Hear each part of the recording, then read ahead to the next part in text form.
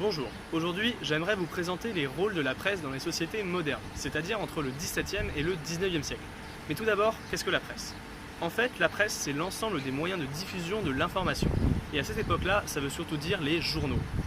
Les journaux qui commencent à apparaître au XVIIe siècle avec des éditions telles que La Gazette, qui est le premier journal français qui paraît en 1631.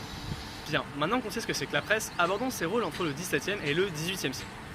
Tout d'abord, il faut savoir que cette presse, elle a permis l'éducation de la population.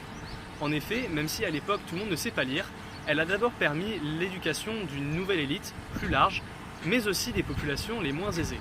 En effet, même si elles ne savent pas lire, elles peuvent assister à des lectures publiques qui sont organisées ponctuellement et qui leur permettent d'avoir accès à cette information.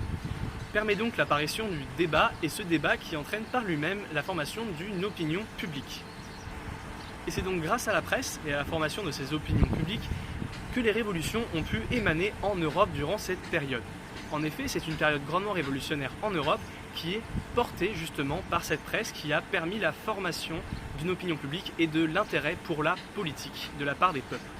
Mais la presse n'a pas eu qu'un rôle de fondation de la révolution, elle a également eu un rôle de poursuite de celle-ci. En effet, le niveau de liberté d'expression d'une presse indique le niveau de liberté d'expression d'un peuple, et c'est donc sur cet indicateur fondamental que les peuples se sont basés pour se situer dans leur lutte. De plus, les presses ont permis un support aux populations et une diffusion des idéaux des révolutionnaires. Le rôle le plus important de la presse entre dans l'ère post-révolutionnaire, c'est-à-dire l'ère démocratique. C'est pourquoi nous allons parler de la période du XIXe siècle. Dans un premier temps, la presse a permis la stabilité de la démocratie post-révolutionnaire de par sa capacité à générer du débat. Le débat qui, je le rappelle, permet une opinion publique et un pluralisme dans les opinions de la population. Et ce sont deux éléments nécessaires à la formation d'une démocratie. Pour vous donner un exemple de débat du XIXe siècle, il y a eu l'affaire Dreyfus qui a scindé la France en deux à la fin du XIXe siècle. En effet, celle-ci opposait les anti-Dreyfusards aux Dreyfusards. Les anti-Dreyfusards, eux, d'un côté, incriminaient le capitaine Dreyfus de fait de trahison à la France, tandis que les Dreyfusards, eux, le défendaient. Parmi les Dreyfusards résidait Émile Zola qui vient le défendre dans une lettre au président appelée « J'accuse ». C'est le parti des Dreyfusards qui l'emportera. Dans un second et dernier temps, la presse était et est toujours un important contre-pouvoir à la démocratie.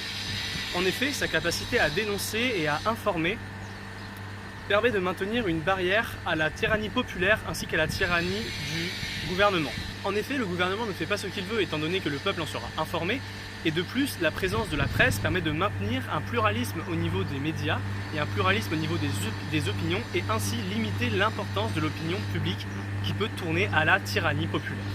Les rôles de la presse dans les sociétés modernes, c'est-à-dire entre le XVIIe et le XIXe siècle, ont donc été les suivants. La presse a eu pour but d'éduquer politiquement les populations, ce qui a entraîné les révolutions, qui les a portées et qui les a soutenues. Puis la presse a aussi eu pour but de stabiliser la politique démocratique qui ont suivi ces révolutions, de par la formation d'une opinion publique et la possibilité d'un débat. Et enfin, la presse a eu pour effet la formation d'un important contre-pouvoir face à la tyrannie populaire et à la tyrannie du gouvernement. Merci et bonne journée.